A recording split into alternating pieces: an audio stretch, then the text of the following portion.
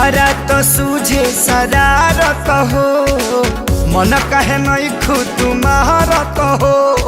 एक नींद हमरा के सूते दा, देहिया में बाटे हरारत हो।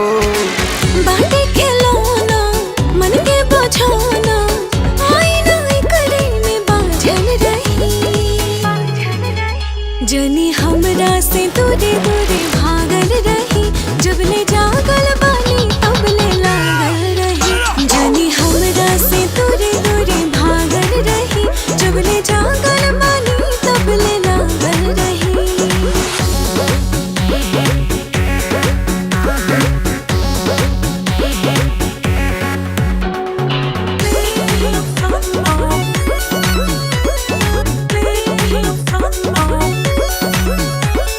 प्यार करे वाला के भरे न मनवा, रोरती चोरी हरो रे हम धनवा।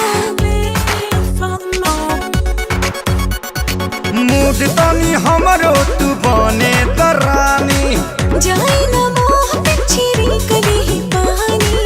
हाय मर्दाना करी न बहाना, हमरा नियन रोवा पागल रही। अरे तबीयत खराब हो जाएगी। एही से तोहरा से दूरे दूरे भागल रही, जब ले जागल बानी तब ले लागल रही। एही से तोहरा से दूरे दूरे भागल रही। जब ले जागल बानी तब ले लागल रही।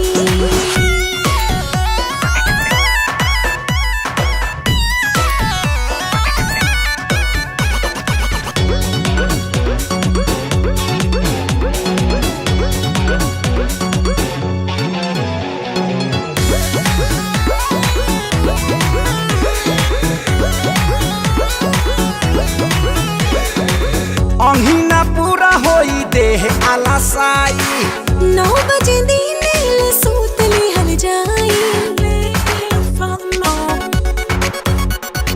आज तनी एतने से करो संतोष हो।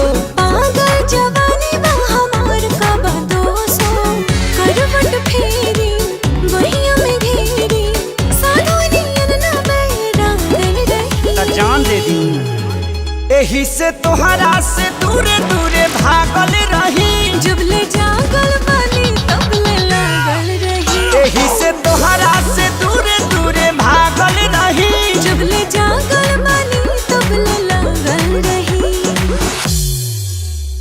तुहरा तो सूझे शरारत हो, मन कहे नहीं खू तुम्हारत हो। एक नींद हमरा के सूते दा, देहिया में बाटे हरारत।